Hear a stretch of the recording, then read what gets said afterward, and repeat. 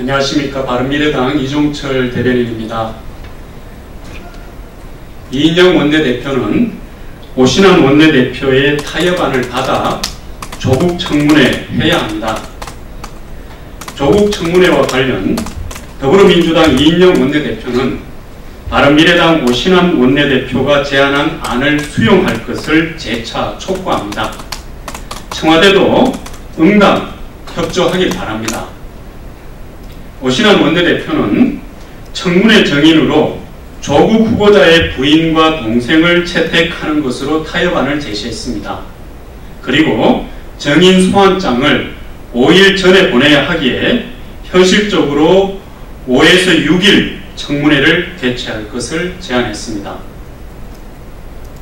더불어민주당 이인영 원내대표는 청문회를 예정대로 개최하자고 하는데 사실 청문회를 할 생각이 없다는 소리를 하고 있는 것입니다.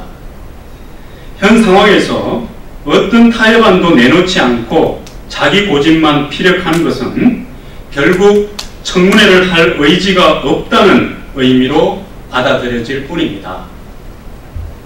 말만 앵무새처럼 하고 있지 실제 야당을 설득하려는 노력도 전혀 보이지 않습니다.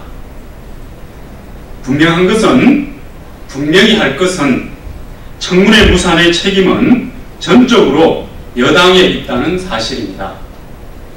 여당은 안건 조정 신청이라는 꼼수를 고안하고 기습적으로 밀어붙이는 폭거를 통해서 청문회 일정 자체를 파탄시켰습니다.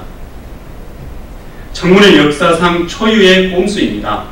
기상천외한 꼼수는 기발했지만 결국 청문회를 하지 말자는 의도를 뻔뻔스럽게 행동으로 옮긴 것입니다.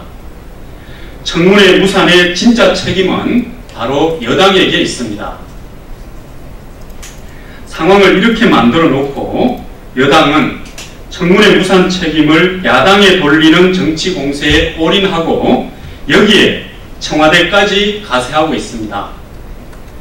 후보자 가족이 청문회에 나온 사례는 많을 뿐 아니라 조국 후보자의 경우는 총체적인 가족 범죄 의혹이 되고 있는데 조 후보자의 가족에 대한 정인 채택 자체를 원천적으로 거부하는 민주당은 지나쳐도 너무 지나친 생떼를 쏘고 있습니다.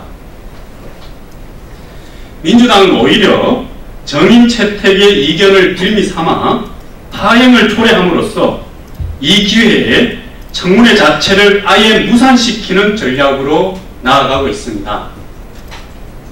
사모펀드 의혹만 하더라도 조 후보자는 부인에게 미루었습니다. 그런데 조 후보자는 처음에는 전혀 모른다고 했다가 나중에는 왕손이라 믿고 맡겼다고 했습니다. 그 왕손이라는 오촌 조카는 긴급히 해외로 도피해버렸습니다. 이런 가족관계는 한 예에 불과합니다.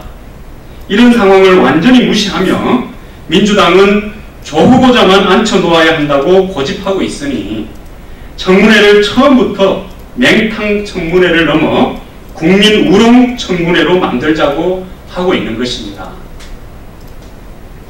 9월 3일이 지나면 대통령의 시간이라며 결국 대통령의 임명 강행 여지만 키우고 있습니다. 아예 청문회 안 해도 된다는 의식이 내적으로 굳어진 것 같습니다. 여당이 북을 치고 청와대가 장구치며 앞서거니 뒤서거니 정치 공세를 펼치는 걸 보면 여당과 청와대의 의견 조율과 미략도 다 마무리된 것 같습니다. 정말 국민 무서운 줄 모르는 정권입니다.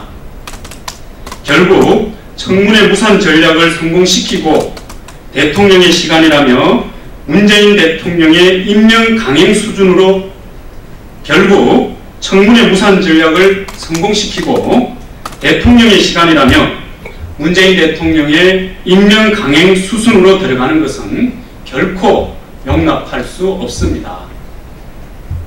이는 크나큰 국민적 지탄을 받을 것이고 국민의 분노에 기름을 끼얹는 격이 될 것입니다.